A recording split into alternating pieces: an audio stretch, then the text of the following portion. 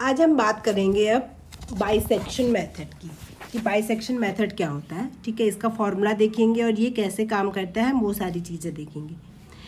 तो सबसे पहले समझ लेते हैं इस मेथड का नाम बाइसेक्शन मेथड क्यों है। ठीक है, तो बाइसेक्शन मेथड के लिए सिंपल सी चीज़ें हमने पहले भी इस पर बात किया हुआ है। बाइसेक्शन का मतलब होता है आधा करना। ठीक है, जैसे कि एक लाइन है उसको बाइसेक्ट करना है, यानी कि 20 से बराबर बराबर दो भागों में बांटने को ही हम कहते हैं बाइसेक्शन। ठीक है, इतना तो पता है।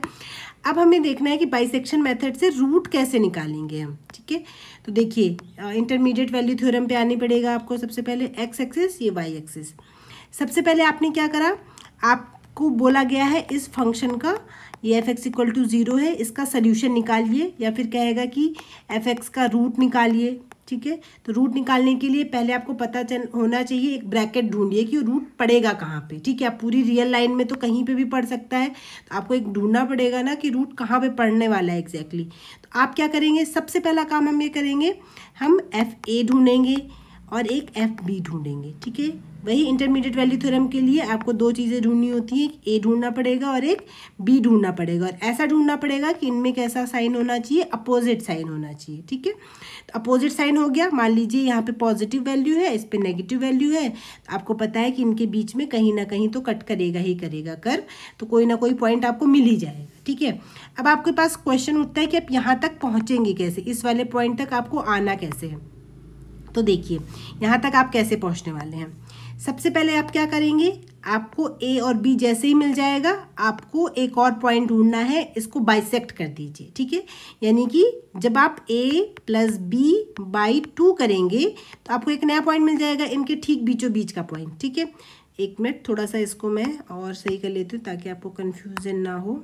ये हमने ड्रॉ कर दिया। ठीक है, और मान लीजिए आपका जो रूट है वो इधर की तरफ पड़ रहा है। ठीक है, आप कन्फ्यूजन ना हो इसलिए मैंने दूसरा ड्रॉ कर लिया है। ठीक है, ये आपका रूट, एग्जैक्ट रूट ये है आपका।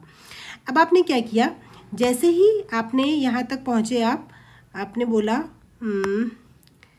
ये आपका एक्स एक्सिस हो गई। ठीक है, आपने ब्रैकेट कर दिया इनको। अब सबसे पहले आपने क्या किया, इनको बोलते हैं इटीरेशन। ठीक है, आप धीरे धीरे इसके पास पहुंचेंगे। ठीक है, एक बार में नहीं पहुंचेंगे, धीरे धीरे पहुंचेंगे। तो पहले आप पहुंचे ए और बी ढूंढा, फिर आपने इनको बाइसेक्ट कर दिया, यानी ए प्लस बी अपॉन 2। तो आप इसको चाहे तो आप क्या करते हैं, वैसे जनरली हम क्या करते हैं, पहली एक्स की वैल्यू हमने ए को मान लिया, दूसरी एक्स की वैल्यू हमने बी को मान लिया, तो आपका ये चीज़ निकल के आया। अब आप क्या करेंगे, इसको बाइसेक्ट करेंगे तो आपका x2 निकल के आएगा, जो कि कितना होगा, a प्लस बी अपॉन में 2।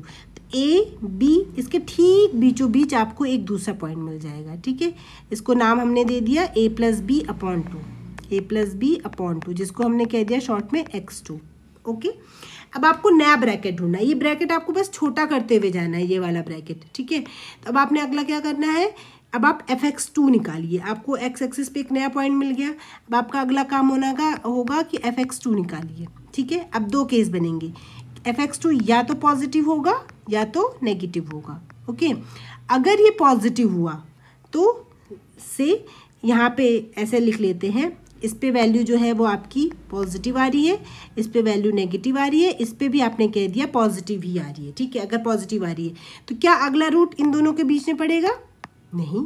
अगर ये दोनों पॉजिटिव है तब तो इनके बीच में बिल्कुल नहीं पड़ेगा। ठीक है, कहाँ पड़ेगा अगला रूट, ये पॉजिटिव और ये नेगेटिव है, इसका मतलब अगला रूट इन दोनों के बीच में पड़ेगा। ठीक है, जैसे इन दोनों के बीच में पड़ेगा तो फिर से आपको इनको बाइसेक्ट करना होगा।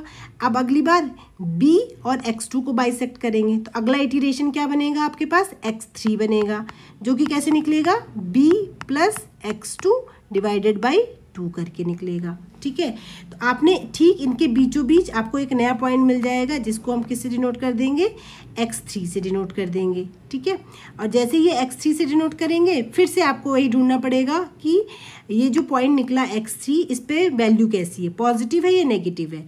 अगर ये वैल्यू पॉजिटिव है, ठीक है, अगर ये पॉजिटिव हुई तो आपको पता है अब फिर से ये पॉजिटिव, अब ब्रैकेट आप छोटा करते जा रहे हो, इतने बड़े ब्रैकेट से आप छोटा छोटा करते जा रहे हो। ये पॉजिटिव है, ये पॉजिटिव है, तो इन दोनों के बीच में तो नहीं पड़ेगा, किनके बीच में पड़ेगा, इस वाले प्लस और इस वाले नेगेटिव के बीच में पड़ेगा, ठीक है।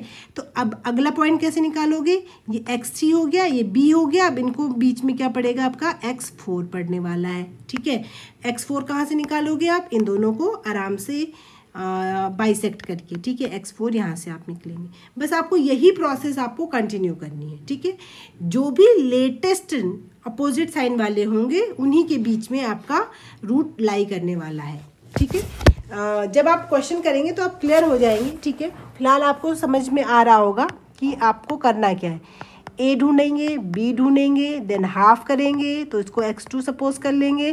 फिर आप इसका साइन देखेंगे, अगर ये पॉजिटिव है ये नेगेटिव है तो इसका साइन देखेंगे। अगर ये पॉजिटिव है तो इनके बीच में रूट नहीं पड़ेगा, ये दोनों नए पॉइंट्स हो जाएंगे।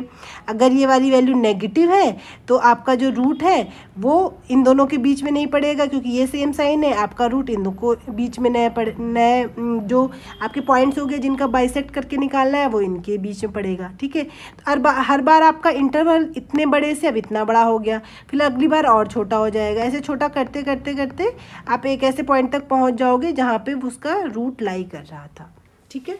तो आई होप आपको बाइसेक्शन मेथड की थ्योरी तो समझ आई होगी, ठीक है।